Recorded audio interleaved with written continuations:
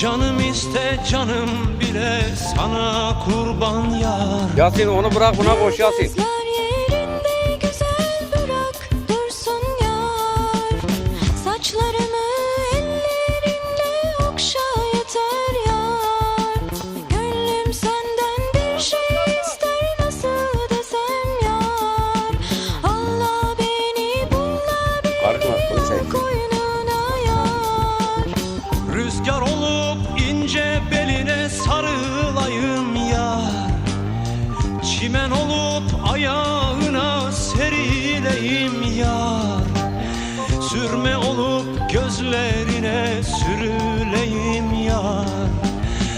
Canım iste canım bile sana kurban yar.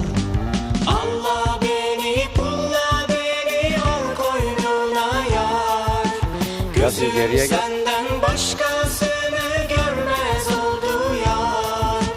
Gönlüm senden bir şey ister, nasıl desem yar. Allah beni pulla beni al koynuna yar. Allah beni pulla beni al Komşu iyice koynuna yatır. yar. Gözüm senden başkasını görmez Git Erman abi. oldu yar. Evet, bak.